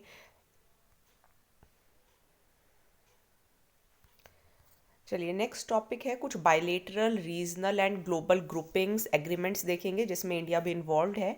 सो एनकेव्स इंडिया फोरम 2021, तो national capital accounting and valuation of ecosystem services, इसका फुल फॉर्म ध्यान रखना है बहुत अच्छे तरीके से। Natural capital accounting and valuation of ecosystem services. केव से थोड़ा ध्यान रखिएगा, केव्स क्या होती है, नेचुरल होती हैं, थोड़ा इकोसिस्टम से रिलेटेड हैं, तो इसको ध्यान रखिएगा। लेकिन ये प्रोग्राम किसका है, ministry of statistics and programme implementation का। तो इंडिया उन 5 कंट्रीज में से है जो कि इस प्रोजेक्ट को लेने जा रहा है। दूसरी जो 5 कंट्रीज हैं, 4 कंट्रीज हैं, वो है Brazil, China, south Africa and Mexico. तो नेम्स को ध्यान रखना है, BCSM कैसे भी ध्यान रखिए। तो NCAVES natural capital accounting and valuation of ecosystem services, जहाँ पे एनवायरनमेंट एंड इकोसिस्टम की भी अकाउंटिंग की जाएगी, ठीक है। ब्राज़ील में, चाइना में, इंडिया में, मैक्सिको में एंड साउथ अफ्रीका में। इसे इम्प्लीमेंट करेंगे यूनाइटेड नेशन का statistics division, united nation environment programme and convention of biological diversity. एम यही है कि सभी 5 पार्टिसिपेटिंग कंट्रीज जो हैं वो एनवायरनमेंट से रिलेटेड अकाउंटिंग करें। एंड इसका जो ड्यूरेशन होगा वो 2021 के एंड तक होगा। फंड मिलेगा यूरोपियन यूनियन के थ्रू। तो देखेंगे कि नेचुरल कैपिटल अकाउंटिंग में इंडिया की क्या अचीवमेंट्स रहेंगी। एंड कैसे प्रायोरिटाइज किया जाए, किस अपॉर्चुनिटी को पहले देखा जाए। ओके, अलग अलग जो इंटरनेशनल एजेंसीज़ हैं उन्होंने क्या क्या काम किया है ये सब देखा जाएगा। कुछ रिसर्च इंस्टीट्यूशंस को सिलेक्ट किया जाएगा कि वो हमारी कंट्री के अंदर या पूरे जो वर्ल्ड है उसमें जो इकोसिस्टम सर्विसेज है उसके वैल्यूएशन के लिए रिसर्च कंडक्ट करें। तो एनकेव्स इंडिया फोरम 2021 को इम्प्लीमेंट करेगा ministry of statistics and programme implementation, ministry of environment forest and climate change के साथ मिलकर and national remote sensing centre के साथ मिलकर वर्चुअली इसे ऑर्गेनाइज किया जाएगा। अवेयरनेस क्रिएट की जाएगी एनवायरनमेंट के बारे में कि अच्छा एनवायरनमेंट होगा तभी हमारा कल भी बेहतर होगा। ठीक है, तो ये आपको ध्यान रखना है। एंड एनवायरनमेंट अकाउंट्स जो हैं वो रिलीज़ किए जाएंगे, एक पब्लिकेशन आएगी एनवी स्टैट्स इंडिया, तो यहाँ पे पब्लिकेशन की जाएगी जो भी डाटा निकल कर आएगा। देन देखिए, China holds third south Asia multilateral summit. तो चाइना ने थर्ड मल्टीलेटरल डायलॉग जो है वो साउथ एशियन कंट्रीज़ के साथ किया ताकि कोविड-19 से लड़ा जा सके। एंड उनकी एक तरीके से नई अप्रोच है बीजिंग की कि भाई बीजिंग का भी means reflecting a new approach in Beijing's outreach to the region, कि कोऑर्डिनेट करने की बात है बेसिकली। तो ये वर्चुअली हुई 6 जनवरी को एंड यहाँ पे इंडिया, भूटान एंड मालदीव्स जो हैं उनको भी लाया गया, ब्रॉट टुगेदर एवरी कंट्री। अच्छा ये ध्यान रखिएगा, तो इन्होंने क्या किया है कि जो तीनों के तीनों जो मीटिंग्स थे, बार्ड मतलब क्या होता है अलग कर देना, तो इंडिया, भूटान एंड मालदीव्स को नहीं लेकर आए। ठीक है, तो ये ध्यान रखिएगा। साउथ एशिया की जो मल्टीलेटरल समिट है इसे तीनों समिट को, तीनों डायलॉग्स को पाकिस्तान एंड नेपाल ने अटेंड किया। पहली मीटिंग चाइना ने की थी, तब भी पाकिस्तान, नेपाल, अफगानिस्तान ने अटेंड की थी। फिर सेकेंड में चाइना, पाकिस्तान, नेपाल, श्रीलंका, बांग्लादेश गए थे, तो हमारे सारे पड़ोसियों को ये बुलाते हैं। एंड थर्ड एंड जो सिक्स्थ मीटिंग थी वो भी 5 कंट्रीज़ ने की थी बट इंडिया नहीं गया। Now CPEC extension, China Pakistan economic corridor को ये अफगानिस्तान तक बढ़ा रहे हैं। एंड नेपाल में भी एक प्लान बनाने की कोशिश कर रहे हैं, इकोनॉमिक कॉरिडोर प्लान, जिसका नाम रखा जाएगा trans Himalayan multi dimensional connectivity network. तो ये जो चारों कंट्रीज़ हैं ये माउंटेन एंड रिवर से घिरी हुई हैं, तो एम यही है कि इंडिया को चारों तरफ से घेरो। Now what are the difficult 4 countries and why is India one of them. तो डिफ़िकल्ट 4 हैं, Russia, Turkey, Saudi Arabia and India. ये वो कंट्रीज़ है जहाँ पे सिटीजन्स जो हैं वो इतने कैपेबल नहीं हैं कि वो अपने हकों के लिए लड़े। ये चैथम हाउस जो कि एक यूके बेस्ड पॉलिसी इंस्टीट्यूट है, उन्होंने कहा, चैथम हाउस ने एक रिपोर्ट पब्लिश की एंड कहा ब्रेग्जिट के बाद ब्रिटेन का क्या फ्यूचर होगा। टाइटल दिया global Britain global broker. Now जो रिपोर्ट है, इंडिया को ऐसे क्यों कहा गया, क्योंकि इंडिया के अंदर जो डोमेस्टिक पॉलिटिकल डेवलपमेंट्स हैं वो इसकी क्रिटिक हैं एंड कि यहाँ पे हिंदू नेशनलिज्म बहुत ज़्यादा है, जो भारतीय जनता पार्टी जो रूल कर रही है वो मुस्लिम के हकों को कम कर रही है, तो ये सब बात कही। एंड इंडिया जो है वो रिलक्टेंट सपोर्टर है लिबरल डेमोक्रेसी का, तो ये कहना है इस रिपोर्ट का, चैथम रिपोर्ट का। चलिए, now what Russia's exit mean for the open skies treaty. तो ओपन स्काईज ट्रीटी से रशिया जो है वो बाहर चला गया है। ओपन स्काईज ट्रीटी 30 कंट्रीज़ के बीच में हुई थी, जहाँ पे आप अनआर्म्ड जो फ्लाइट्स हैं वो एक दूसरे देश के बेसिकली जो ऊपर आसमान है वहाँ पे आप उड़ा सकते हैं। 1955 में US के प्रेसिडेंट वाइट एसन होवर ने शुरू की थी ताकि जो टेंशन्स हैं कंट्री के बीच में उन्हें ख़त्म किया जा सके। 1992 में फिर नाटो मेंबर्स ने एंड वॉर्सो पैक्ट कंट्रीज़ ने भी इसको फॉलो किया। फिर 2002 में US, रशिया भी इसमें शामिल हो गए एंड एक नॉन रेटिफाइंग मेंबर भी है किर्गिस्तान। तो OST ओपन स्काईज ट्रीटी इसीलिए है ताकि कंट्रीज़ के बीच में ओपननेस आए। तो ये आप देख सकते हैं, ये एरोप्लेन बना हुआ है, ठीक है, इसका लोकेशन वगैरह कहाँ है वो सब आप देख सकते हैं। तो इस ट्रीटी के फीचर्स ये हैं कि मेंबर स्टेट देख सकते हैं कि कोई दूसरी कंट्री जो है वो क्या कर रहे हैं एंड लेकिन जो भी कंट्री अगर वो एरियल इमेजिंग लेना चाहती है तो उसको 72 आवर्स का पहले से नोटिस देना होता है एंड जो फ्लाइट पाथ है वो भी 24 घंटे पहले शेयर करना होता है। जो भी इंफॉर्मेशन होती है वो शेयर करनी होती है सभी मेंबर स्टेट्स के साथ भी। रशिया इसलिए छोड़ रहा है क्योंकि ट्रम्प एडमिनिस्ट्रेशन ने थोड़ा अपने इंटेंशन शो किया था कि वो इसको छोड़ेंगे, तो रशिया भी उसके पीछे पीछे उन्होंने डिसीजन ले लिया कि वो भी इसे छोड़ेंगे, क्योंकि मॉस्को को डर है कि यूएस अगर छोड़ेगा तो वो अमेरिका के अंदर किसी और इस मीन्स इनको फ्लाईओवर्स इनको नहीं आने देगा, तो जिसकी वजह से इन्हें प्रॉब्लम हो जाएगी। Okay, so now military specialist to get S-400 training in Moscow. तो यूएस जो है उन्होंने अगेन इंडिया को एक तरीके से वार्निंग दी है कि वो कुछ सैंक्शंस लगा देंगे अगर हम रशिया से एल्मेस NT-S-400 जो सरफेस टू एयर मिसाइल्स है अगर वो खरीदेंगे, तो ये सैंक्शंस लगाने की यूएस ने इंडिया को क्या दिया, एक तरीके से धमकी दी है। नाउ इंडिया जो है is unlikely to get a waiver over Washington, क्योंकि वॉशिंगटन ने भी इनका ये जो काटसा का रूल है ये 2 साल से ही काफ़ी फेमस है, countering America's adversaries through sanctions act. तो बेसिकली इसके अंदर यही होता है कि अगर कोई अमेरिका के खिलाफ कोई कंट्री है या अमेरिका नहीं चाहता कि कोई दूसरी कंट्री उस कंट्री से कुछ खरीदे, जैसे अमेरिका भी नहीं चाहता है कि इंडिया जो है वो रशिया से कुछ खरीदे, और अभी हम रशिया से जो इंडिया की एयरफोर्स है वो S-400 खरीद रही है, ठीक है, तो ये क्या करेंगे हमारे ऊपर काटसा के थ्रू क्या लगा देंगे, सैंक्शन लगा देंगे। तो इनका कहना है कि अमेरिका के जो एडवर्सरीज है मींस उनको ये सैंक्शंस के थ्रू टैकल करेंगे। ये ईरान के खिलाफ, रशिया, नॉर्थ कोरिया, इनके खिलाफ बेसिकली इन्हें यूज़ करते हैं, ठीक है, तो यही मेन पॉइंट है। एंड 2016 के अंदर जो यूएस प्रेसिडेंशियल इलेक्शंस थे तो वहीं से इसको थोड़ा सा एक तरीके से काटसा को थोड़े से हिंट मिल गए थे कि ये आने वाला है।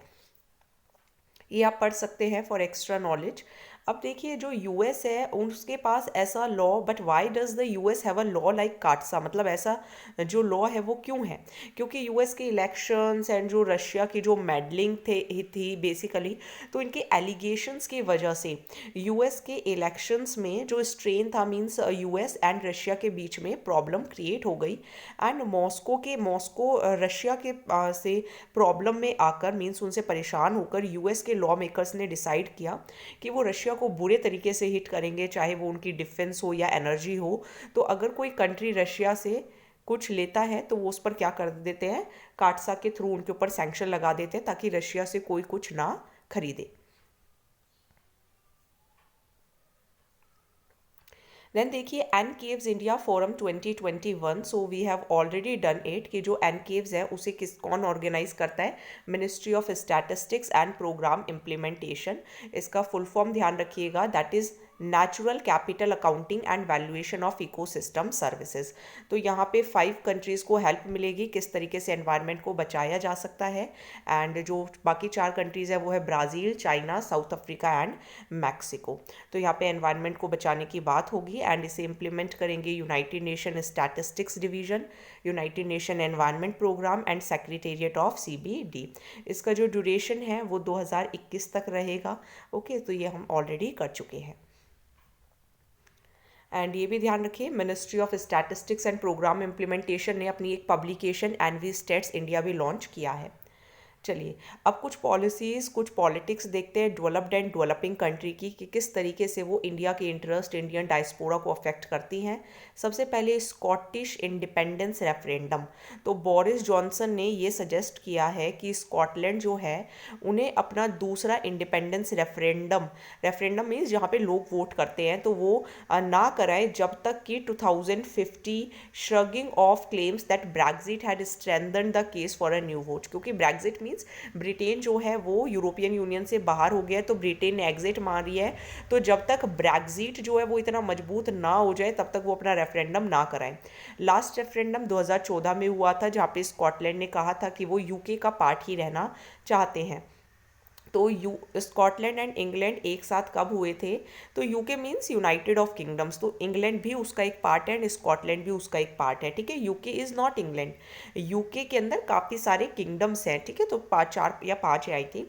तो स्कॉटलैंड एंड जो इंग्लैंड है इनके बीच में एक एक्ट साइन हुआ था 16 जनवरी 1707 को, जहाँ पर यूके ऑफ ब्रिटेन बनाया गया था, स्कॉटिश पार्लियामेंट को डिसॉल्व कर दिया गया था एंड पार्लियामेंट क्रिएट की गई थी वेस्ट मिनिस्टर लंदन के अंदर। नाउ स्कॉटलैंड एंड इंडिया जो थे उनकी हिस्ट्री काफ़ी कॉम्प्लिकेटेड रही थी, प्रॉब्लम्स थी, तो इस वजह से ये सब डिसीज़न लिया गया था।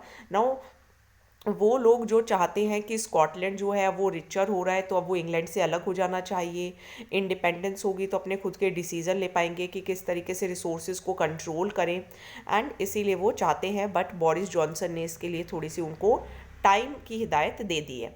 नाउ ईरान ने यूरेनियम को एनरिच करना शुरू कर दिया है एंड न्यूक्लियर डील को ब्रीच करके, क्योंकि ट्रंप जो थे उन्होंने ईरान के साथ न्यूक्लियर डील साइन की थी, joint comprehensive plan of action sign किया था, जहाँ पे कहा था कि आप जो न्यूक्लियर बॉम्ब बनाने के लिए यूरेनियम को जो एनरिच करना होता है वो आप नहीं करेंगे and we all will support you. लेकिन ट्रंप इससे बाहर निकल गए। अब ईरान ने दोबारा से अपना यही काम करना शुरू कर दिया है। न्यूक्लियर फैसिलिटी के लिए उन्होंने 20% यूरेनियम एनरिचमेंट को बढ़ाना शुरू कर दिया है, मीन्स 2015 में जो पीस डील हुई थी उसके खिलाफ जाके। तो जो वेपन ग्रेड यूरेनियम होना चाहिए वो 90% होना चाहिए। इससे जो अब बिडेन जो आए हैं, जॉय बिडेन जो आए हैं, जो नए प्रेसिडेंट बने हैं यूएस के, उन्होंने कहा है कि ईरान आप ऐसा मत करो, हम आपके साथ न्यूक्लियर टॉक्स करेंगे। तो न्यूक्लियर प्रोग्राम पीसफुल रहना चाहिए, एंड जिसको joint comprehensive plan of action कहा गया, डोनाल्ड ट्रंप ने उसे क्या कर दिया था, उससे बाहर निकल गए थे। अगर एनरिच्ड यूरेनियम होता है तो उससे जो हेक्साफ्लोराइड गैसेज होती है वो सेंट्रीफ्यूजेस के थ्रू मीन सेपरेट करके न्यूक्लियर फ्यूजन क्रिएट किया जाता है। एंड जो लो एनरिच्ड यूरेनियम होता है उसके अंदर बस 3 से 5% तक की प्योरिटी होती है, जबकि हाईली एनरिच्ड यूरेनियम के अंदर 20% से ज़्यादा। तो अगर 20% से ज़्यादा प्योरिटी होगी, मीन्स 120 kg यूरेनियम अगर है और उसके अंदर 20% प्योरिटी है, तो उससे वेपन्स बनाए जा सकते हैं जो कि काफ़ी ज़्यादा डिजास्टरस साबित हो सकते हैं। Then gulf leader sign deal to end years long dispute. तो गल्फ लीडर्स ने एक solidarity and stability deal sign की है, जब सऊदी अरेबिया एंड कतर ने पब्लिकली कहा कि वो दोहा जो डिक्लेरेशन हुई थी उसको वापस लेकर आएंगे आफ्टर 3 ईयर लॉन्ग रिफ्ट। तो डिस्प्यूट क्या है, तो थोड़ा सा आप डायग्राम देखेंगे, ये कुवैत है, दिस इज़ पर्शियन गल्फ, ये आपका सऊदी अरेबिया है, ठीक है, यहाँ पे आपका ये आपका स्टेट ऑफ हॉर्मुज है, ये ईरान है, ये बहरीन है। तो ये जो सऊदी अरेबिया है, तो ये गल्फ कंट्रीज़ हैं, ठीक है, जैसे हमारे यहाँ पे गल्फ ऑफ कच्छ मीन्स पानी के आसपास का जो एरिया होता है। Now they are trying to transport links with Qatar. तो यहाँ पर कतर, यहाँ पर आपको दिखाई नहीं दे रहा है, यहाँ पे लिखा हुआ नहीं है, पर कोई बात नहीं। तो कतर के साथ ट्रांसपोर्ट बनाने की बेसिकली बात थी। तो ये ईरान के बहुत ज़्यादा पास है, ठीक है, ये जो ईरान है एंड सऊदी अरेबिया है, तो ताकि जो इस्लामिक ग्रुप्स हैं वो जिन्हें दोहा डिक्लेरेशन के थ्रू मना किया गया था उनको वापस लाया जा सके। तो इस रीज़न के अंदर देखिए पीस बहुत ज़रूरी है, क्योंकि ये मिडल ईस्ट कंट्रीज़ है, यहाँ से ऑयल बहुत आता है। अगर ऐसी प्रॉब्लम्स होंगी तो ऑयल प्राइसेस बहुत हो जाएंगे, एंड कतर जो है वो वर्ल्ड का बिगेस्ट सप्लायर है इजिप्ट के लिए, एंड यूएई भी वहाँ से क्या करते हैं, यहाँ पे अगर आप थोड़ा सा ऊपर जाएंगे तो यहाँ पे आपको इजिप्ट देखने को मिलेगा। तो ये की रेसिपेंट्स हैं, और इंडिया भी कतर पे डिपेंड है 90% नेचुरल गैस रिक्वायरमेंट्स के लिए। तो कतर का सॉवरन वेल्थ फंड रहना ये बहुत ज़रूरी है, ठीक है। तो कतर के लिए ये बहुत ज़रूरी है कि वो सऊदी अरेबिया से मीन्स उनके इन्फ्लुएंस में आकर कुछ ना करे। देन देखिए 25th amendment of the US constitution. तो डोनाल्ड ट्रंप के बाद 25th अमेंडमेंट क्या है, 25th अमेंडमेंट जिसे 1967 में जो आया था, यहाँ पर कुछ वैकेंसीज एंड जो डिसएबिलिटीज़ थी प्रेसिडेंट के ऑफिस से रिलेटेड एंड वाइस प्रेसिडेंट से रिलेटेड, तो उसके बारे में बताया गया था। इसे यूएस कांग्रेस ने प्रपोज किया था 1965 में, फिर 1967 में इसे रेटिफाई किया गया। 4 सेक्शंस थे। पहला सेक्शन ये कहता था कि जो पहले से ही बने हुए प्रोसेस है सक्सेशन के, जैसे प्रेसिडेंट की डेथ हो जाती है तो उसके बाद वाइस प्रेसिडेंट बैठेगा या कौन बैठेगा, तो पहले में इसकी बात हुई थी। सेकंड में कि जो अमेंडमेंट है उसके अंदर कैसे वैकेंसीज होंगी, वाइस प्रेसिडेंट की अगर वैकेंसी होती है। थर्ड सेक्शन में फॉर्मल प्रोसेस बताई गई थी कि किस तरीके से ऑफिस की पावर्स एंड ड्यूटीज़ जो हैं वो प्रेसिडेंट परफॉर्म करेंगे। एंड फोर्थ के अंदर वाइस प्रेसिडेंट एंड जो कैबिनेट थे उन्हें जॉइंटली डिसाइड करना था कि अगर प्रेसिडेंट अपनी कॉम्पिटेंस के अकॉर्डिंग काम नहीं कर पाता है तो वाइस प्रेसिडेंट एक्टिंग प्रेसिडेंट बन जाए। तो फोर्थ सेक्शन में ही जो 25th अमेंडमेंट है उसमें कहा गया था कि वाइस प्रेसिडेंट जो हैं वो बन सकते हैं प्रेसिडेंट, एंड प्रेसिडेंट ट्रम्प को हटा सकते हैं। ठीक है, तो ये पास्ट में जो प्रेसिडेंट जॉन एफ कैनेडी थे तो 25th अमेंडमेंट प्रपोज की गई थी, एंड उसके बाद जब उनकी मीन्स वो मर गए थे, उनका असैसिनेशन हो गया था, तब ये लाया गया था। ठीक है, लेकिन तब से ये कभी भी इन्वोक्ड नहीं किया गया है। अब जो डोनाल्ड ट्रम्प के जो सपोर्टर्स हैं, देखा होगा आपने भी कैसे वहाँ पर पार्लियामेंट पर चढ़ गए, एंड मीन्स वो अपने सपोर्टर्स को एक बार रिक्वेस्ट कर रहे थे कि मीन्स आप ऐसा करो करो। तो ये जो चीज़ थी, तो जॉय बिडेन ने अब 20 जनवरी को तो शपथ ले ही ली है, लेकिन उससे पहले इन्होंने हालत काफ़ी ज़्यादा वहाँ पर ख़राब कर दी है। H1B वीज़ाज़ क्या होते हैं, न्यू वेज बेस्ड रूल्स क्या है। तो यूएस एडमिनिस्ट्रेशन ने एक बार फिर से H1 वीज़ा नॉर्म्स जो हैं वो अमेंड किए, एंड रूल्स यही हैं कि हायर वेजेस मिले डिज़र्विंग कैंडिडेट्स को। जो पुराना लॉटरी सिस्टम था वर्क वीज़ा सिलेक्शन का वो ना फॉलो हो, जो डिज़र्विंग है उसको बुलाया जाए। तो H1B वीज़ा जो है वो वर्कर्स को हायर किया जाता है, एंड 1952 से ही ये चल रहा है। ठीक है, काफ़ी बार हम कर चुके हैं। जो new ways based H1B work visa regime होगा, इसके अंदर जो एम्प्लॉयर होगा वो बेनिफिशियरी को तो खैर पे करेगा ही, बट साथ में जो भी वेज होंगी वो इक्वल्स होंगी या फिर एक्सीड करेंगी जो अभी लेवल ऑफ एम्प्लॉयमेंट है।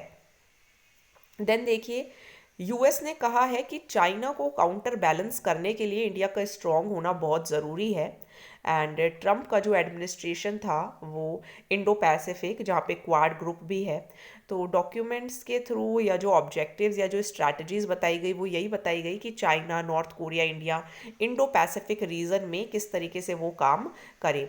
तो यूएस नेशनल सिक्योरिटी का जो चैलेंज है वो यही है कि यूएस की स्ट्रैटेजिक प्राइमेसी रहे, चाइना जो है वो अननेसेसरली किसी को इन्फ्लुएंस ना करे, नॉर्थ कोरिया जो है वो यूएस को डराने की कोशिश ना करे, यूएस की इकोनॉमिक लीडरशिप बने।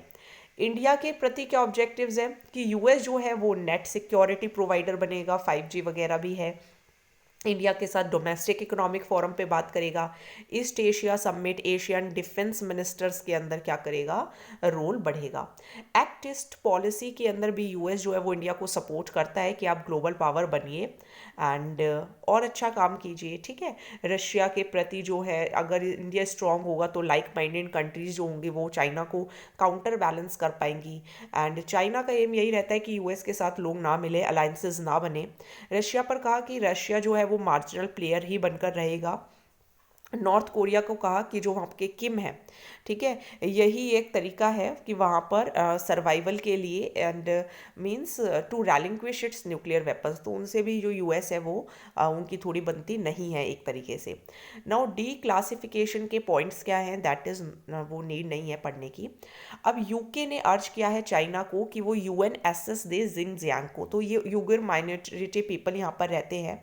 बेसिकली चाइना के ये कुछ पार्ट हैं, यहाँ पे मुस्लिम यूगर कम्युनिटी रहती है, स्लेव लेबर, फोर्स्ड स्टेरलाइजेशन ये सब वहाँ पे मिलता है। तो मुस्लिम कम्युनिटी है जो चाइना के नॉर्थ वेस्टर्न जिंगजियांग प्रोविंस के अंदर रहती है, एंड टर्की के साथ इनके काफ़ी अच्छे रिलेशंस बोले जाते हैं। तो इसलिए चाइना जो है वो इनको ये कह के हिट करता है कि ये ऑटोनॉमस रीजन है with in China, and minerals में बहुत ज़्यादा रिच है, तो दूसरी कंट्री इनके साथ अच्छे रिलेशंस बनाने की कोशिश कर रही है। 2009 में भी कुछ दंगे हुए थे जहाँ पे 200 लोगों की मृत्यु हो गई थी, उनमें खास करके हैन चाइनीज़ थे। तो चाइना की पॉलिसी यही है कि पूरी कम्युनिटी को वो सस्पेक्ट की तरह देखते हैं। देन देखते हैं वेस्ट बैंक एंड कुछ उससे रिलेटेड इश्यूज। तो इजराइल ने अप्रूव कर दिए हैं कि वेस्ट बैंक की सेटलमेंट हो जैसे ही ट्रम्प एग्जिट हो गए, एंड इससे एडवांटेज मिलेगी। वेस्ट बैंक अभी मे बी डायग्राम में भी होगी, तो ये लैंड लॉक कंट्री है वेस्टर्न एशिया के मेडिटेरेनियन कोस्ट पे। ईस्ट में जॉर्डन है, ग्रीन लाइन जिसको पैलेस्टीन बोलते हैं, वेस्ट बैंक के अंदर वेस्टर्न डेड सी शोर भी आता है, तो ये यहाँ पे भी डायग्राम है। तो वेस्ट बैंक जो था वो देखिए 1948 में अरब एंड इसराइल की लड़ाई हुई, जिसमें जो जॉर्डन था उसने उसको कैप्चर कर लिया, इसराइल ने फिर ये वापस छीना। 6 डे वॉर चली 1967 में, एंड इस टाइम पे कंट्री ने जो इसराइल है उसने इजिप्ट को भी हराया, सीरिया को भी हराया, जॉर्डन को भी हराया। वेस्ट बैंक के अंदर 130 फॉर्मल सेटलमेंट्स किए, 4 लाख इजरायली सेटलर खास करके जियोनिस्ट वो वहाँ पर रहने लग गए। 26 लाख पैलेस्टीनियंस के साथ ही। तो अब ये टेरिटरी तभी से ही प्रॉब्लम बनी हुई है। एंड इजराइल ने जब 1967 में इसका कंट्रोल लिया तो उन्होंने अलाउ कर दिया था कि ज्विश पीपल भी यहाँ पर आ सकते हैं, लेकिन पैलेस्टीनियन का मानना ये है कि वेस्ट बैंक ने इसको गलत तरीके से ऑक्यूपाई किया है। ये आप डायग्राम देख सकते हैं, ये आपका वेस्ट बैंक है, तो देख सकते हैं ये वाला हिस्सा वेस्ट बैंक है। यहाँ पे आप देख सकते हैं जॉर्डन है ईस्ट साइड में, ये इजराइल है सारी तरफ, ये सिनाई पेनिनसुला है, ठीक है। यहीं से नीचे सऊदी अरेबिया आपको मिलेगा। सो ये सीरिया है, ठीक है, ये सऊदी अरेबिया है, ये इजिप्ट है। तो ये काफ़ी टाइम से चल रहे हैं। तो क्या ये सेटलमेंट्स इलीगल है? तो United nation general assembly, United nation security council यही कहती है कि भाई ये वेस्ट बैंक की जो सेटलमेंट्स है वो फोर्थ जेनेवा कन्वेंशन के खिलाफ है। फोर्थ जेनेवा कन्वेंशन कभी भी ये नहीं कहता कि आप सिविलियन पॉपुलेशन को वहाँ से हटा दो, क्योंकि अब पैलेस्टीन बहुत ही कम वहाँ पे ग्रीन लाइन जो आता रहता है काफ़ी बार द हिंदू न्यूज़पेपर के अंदर, वो वहाँ को कंडीशन को शो करता है। देन देखिए यूएस रिज्यूम्स WHO सपोर्ट। तो यूएस के जो प्रेसिडेंट जॉय बिडेन है उन्होंने दोबारा से कह दिया कि हम वर्ल्ड हेल्थ ऑर्गेनाइजेशन को हेल्प करेंगे, जैसे कि डोनाल्ड ट्रंप जो थे वो पीछे हट गए थे कि कोरोना वायरस पैंडेमिक में फैलने का जो हाथ है वो WHO का भी बहुत है। तो WHO में 4 तरीके की कॉन्ट्रीब्यूशंस आती हैं। कुछ एसेस्ड कॉन्ट्रीब्यूशंस होती हैं, मीन्स जो मेंबर स्टेट्स पे करते हैं। कुछ वॉलेंट्री कॉन्ट्रीब्यूशंस होती हैं, ठीक है, ये कुछ भी मीन्स कोई भी दे सकता है। कोर वॉलेंट्री कॉन्ट्रीब्यूशंस होती हैं ताकि रिसोर्सेज का अच्छे से आवाजाही बनी रहे। कुछ पैंडेमिक इन्फ्लुएंजा प्रिपेयरनेस होती है। तो WHO का करंट प्रोग्राम यही है कि टोटल कंट्रीब्यूशन जो है 2019 के लास्ट में वो $5.62 बिलियन थी, जिसमें से अलग अलग अमाउंट गिवन है। तो ये आप रीड करके लर्न करिएगा। देन देखिए Taiwan invited to inauguration in a rare shift. तो ताइवान के जो डी फैक्टो एम्बेसडर हैं टू द US, उन्हें इनवाइट किया गया है प्रेसिडेंट जॉय बिडेन के इनॉग्रेशन के टाइम पे। एंड ताइपे के जो फॉरेन मिनिस्टर हैं, ये पहली बार है कि ताइवान के जो इन्वॉय हैं उन्हें इनवाइट किया। तो चाइना ताइवान रिलेशनशिप हमने कल भी किया था, कि इसी वीडियो के अंदर हमने किया था। तो ताइवान का वही है, सेल्फ गवर्नड है, 2 वे पॉलिसी है, तो इसको हम दोबारा से नहीं करेंगे। स्कॉटिश लीडर लीगल रेफरेंडम चाहते हैं, ये भी हम ऊपर पढ़ चुके हैं, so no need to read it again. US announces restoration of relationships with Palestinians. तो ये आप देख सकते हैं, ये गाजा स्ट्रिप, ये वेस्ट बैंक, अभी हमने ये भी ऊपर पढ़ा है, so no need to read it again also. So now let's read about US Taliban peace deal. तो जो बिडेन एडमिनिस्ट्रेशन है, जॉय बिडेन, उन्होंने कहा है कि वो US तालिबान की जो डील है उसको दोबारा से रिव्यू करेंगे कि क्या ताइवान जो है वो means they are able to keep their end of the bargain or not. तो US जो तालिबान पीस डील है वो है क्या? तो ये एक पीस डील थी जो US गवर्नमेंट एंड तालिबान के बीच में साइन हुई थी 29 फरवरी 2020 को। एंड यहाँ पर ये कहा गया था कि जो US एंड जो NATO, that is North Atlantic treaty organisation के जो ट्रूप्स होंगे वो अफगानिस्तान को छोड़कर जाएंगे। अगर अफगानिस्तान में शांति होगी तो उसके लिए इंडिया को बहुत फ़ायदा है, क्योंकि अगर हम इकोनॉमिकली बात करें तो वहाँ से हमें कच्चा तेल मिलता है, mineral rich central Asian Republic वो बन पाएगा। अफ़गानिस्तान जो है इंडिया की जो फॉरेन एड है वहाँ से भी सेकेंड लार्जेस्ट रेसिपेंट है, ठीक है। तो हमारे लिए अफ़गानिस्तान बहुत इंपॉर्टेंट है। तो अगर वहाँ से US ट्रूप्स जो है वो चले जाएंगे, नाटो कम हो जाएगा, नॉर्थ अटलांटिक जो ट्रीटी ऑर्गेनाइजेशन है उसके ट्रूप नंबर्स कम हो जाएंगे, तो फिर उससे क्या होगा, हमारे इंडिया को भी फ़ायदा होगा। एंड विड्रॉल जो होगा, विड्रॉल अगर वहाँ से US ट्रूप्स चले जाएंगे विद ब्रिंगिंग डाउन नाटो और coalition troop members with in 14 months from with the deal sign. तो ये कुछ इंपॉर्टेंट टर्म्स हैं यहाँ पे। हमारे लिए ज़रूरी ये है कि अफगानिस्तान के अंदर अफगानिस्तान से US ट्रूप्स जाएं ना जाएं, लेकिन वहाँ पे शांति बनी रहना इज़ वेरी इंपॉर्टेंट। तो तालिबान जो है वो दूसरे इंडिविजुअल ग्रुप जैसे कि वहाँ पे अलकायदा वगैरह रहते हैं, तो वो अफ़गानिस्तान की मिट्टी को यूज़ ना करें एंड US को थ्रेटन करने के लिए ये एंड ऑल। तो बेसिकली हमारा एम यही है, इंडिया का तो यही है कि वहाँ पर शांति बनी रहे। नाउ रशिया ने हामी दे दी है स्टार्ट ट्रीटी को आगे बढ़ाने के लिए। तो US रशिया जो है वो एग्री हो गए हैं कि वो नई start treaty, nuclear arms treaty करेंगे, कि न्यूक्लियर मिसाइल्स जो है वो कम करेंगे। तो ये नेगोशिएशंस काफ़ी टाइम पहले से ही चल रही हैं US president Donald Trump and Russia के बीच में। चाइना को भी इंक्लूड करने की बात कही गई थी, लेकिन बीजिंग ने रिफ्यूज़ कर दिया था। ठीक है, तो ये आप देख सकते हैं ग्लोबल वॉर हेड इन्वेंट्रीज क्या क्या हैं। तो न्यू स्टार्ट ट्रीटी 2010 में साइन की थी US president Barack Obama and जो रशियन में उस टाइम पे जो थे उनके काउंटर पार्ट जो थे वो थे मित्री मेहवडेव। ठीक है, तो इनके नेम प्रोनाउंसिएशन में थोड़ी हो सकता है गलती हो, तो उसको आप इग्नोर कर दें। यहाँ पे यही कहा गया था कि 700 जो होंगे वो बैलिस्टिक मिसाइल्स होंगी एंड सब मेराइन होंगी। ठीक है, 15 न्यूक्लियर वॉरहेड्स होंगे, 800 deployed and non deployed launchers होंगे। इंस्पेक्शन होगी प्रॉपर तरीके से ताकि कंप्लायंस को वेरीफाई किया जा सके। Joint comprehensive plan of action कई बार हमने किया है। ईरान डील एंड ट्रंप जो थे वो इससे बाहर निकल गए थे 2018 में। यूएस के जो सेक्रेटरी थे एंटनी ब्लिंकेन, उन्होंने दोबारा से कंफर्म किया है कि अगर ईरान जो है वो ठीक करेगा तो फिर यूएस भी दोबारा से एंटर करने के बारे में सोच सकता है। तो जॉय बिडेन इसको पूरा साथ देने के लिए तैयार हैं। एंड ईरान ने ये डील साइन की थी 2015 में। मैंने इसको आपको याद भी कराया था।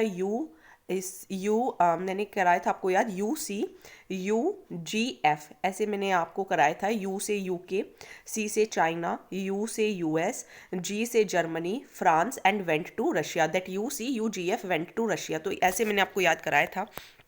तो यहाँ पे यही हुआ था कि जो यूरेनियम जो एनरिचमेंट है उसको कम किया जाएगा। ये अभी एग्ज़ाम में भी पूछा गया था। ठीक है, क्योंकि अगर यूरेनियम को एनरिच किया जाता है तो उससे क्या होता है, आपके जो न्यूक्लियर जो बॉम्ब्स हैं उसको बनाने में मदद मिलती है। तो जॉइंट कमीशन यही था कि यूरेनियम को एनरिच नहीं करेंगे। चलिए अब पढ़ते हैं कुछ important international institutions, agencies and fora. सबसे पहले international organisation of securities commission. तो इसका नया मेंबर बन गया है international financial services centre authority. ये पहला गुजरात में खोला गया था, गांधीनगर में। ये भी आपके एग्जाम में कई बार पूछा गया है। 27 अप्रैल को खोला गया था। 19 दिसंबर को मींस पार्लियामेंट ने बिल पास किया था कि वो IFSC खोलेंगे।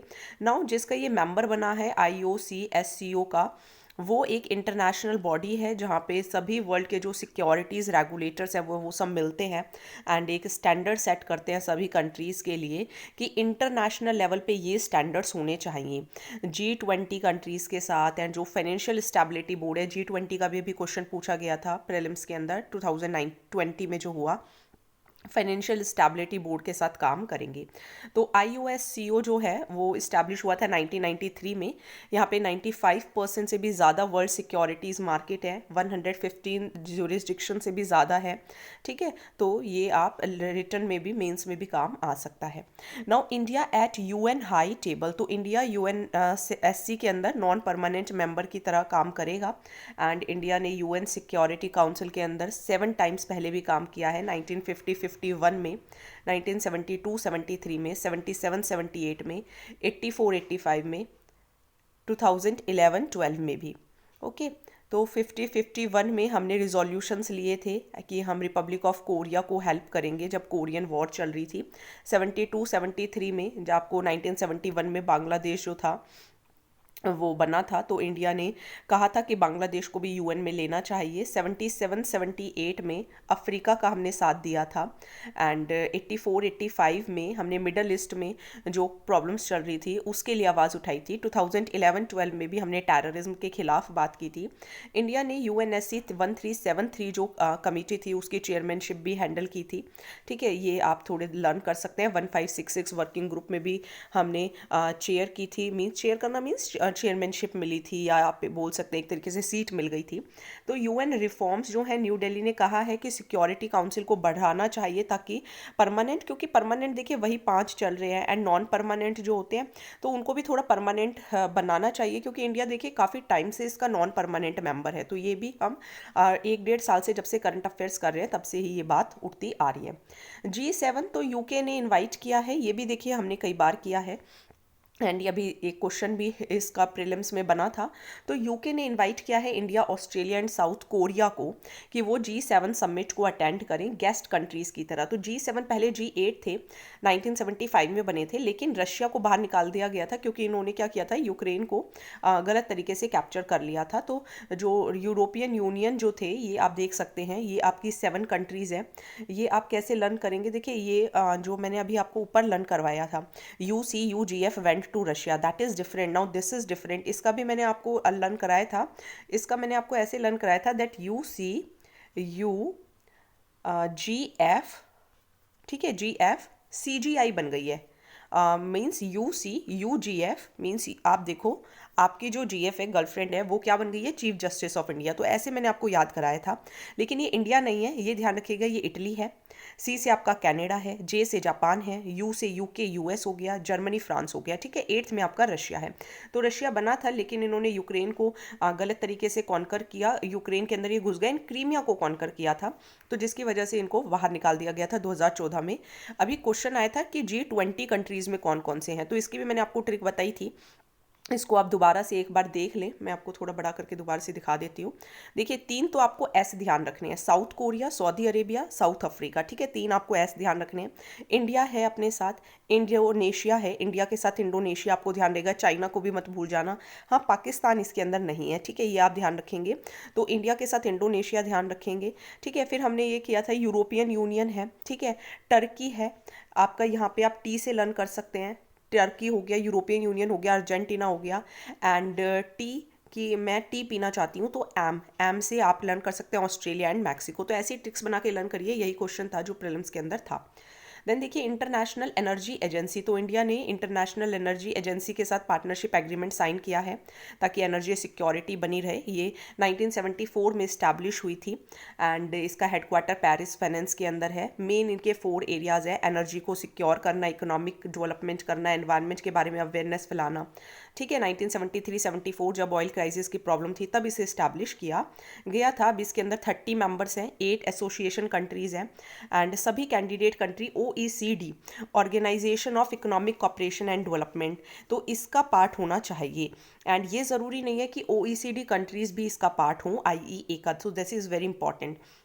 ये आप थोड़ा देख सकते हैं कि नेशनल ऑयल जो अगर कैंडिडेट कंट्री बनना है तो उसके लिए क्या क्या क्वालिफिकेशन होनी चाहिए, कम से कम 90 डेज़ का प्रीवियस ईयर नेट इंपोर्ट्स का क्रूड ऑयल हो, एंड नेशनल ऑयल कंजम्पशन कम करनी है 10% तक, आपको कोऑर्डिनेटेड इमरजेंसी रिस्पांस मेजर्स लेने होंगे, ये देखना होगा कि सभी ऑयल कंपनीज जो हैं वो इंफॉर्मेशन को रिपोर्ट करें। Okay, so these all are the points. Then देखिए वर्ल्ड गोल्ड काउंसिल, तो वर्ल्ड गोल्ड काउंसिल के अकॉर्डिंग इंडिया के अंदर जो गोल्ड डिमांड है वो 25 ईयर में सबसे कम हुई है, दैट इज़ 446.4 टन्स, जबकि 2019 में कम हुई एंड 2019 के कंपैरिजन में कम हुई, ठीक है। तो 2000 क्योंकि कोविड था तो करेंसी के तौर पे इंडिया जो है वो इसको यूज़ करता है, एंड यूएस ने जो गोल्ड स्टैंडर्ड 1971 तक था, लेकिन इसको इन्फ्लेशन के अगेंस्ट यूज़ किया जाता है, करेंसी जिसकी मजबूत हो तो वो पता चलती है इससे। ये चार्ट आप एक बार पढ़ लीजिएगा, ठीक है, ये आप थोड़ा सा डिटेल के लिए पढ़ सकते हैं। वर्ल्ड गोल्ड काउंसिल जो है ये आप देख सकते हैं, 4 आपको रेड एरियाज़ दिखाई दे रहे होंगे, तो इनका PDF आप लेकर रखे होंगे। तो मैंने अभी नोट्स नहीं बना रही हूँ क्योंकि वो काफ़ी ज़्यादा टाइम कंज्यूमिंग थे, तो मुझे टाइम ही नहीं मिल पाता था, इसीलिए मैंने बनाना बंद कर दिया। तो वर्ल्ड गोल्ड काउंसिल एक मार्केट डेवलपमेंट ऑर्गेनाइजेशन है एंड सभी पार्ट्स में गोल्ड माइनिंग से लेके इन्वेस्टमेंट तक का काम होता है। ओके, तो मेंबर्स को सपोर्ट करते हैं कॉन्फ्लिक्ट के टाइम पे, हेडक्वार्टर इसका UK में है।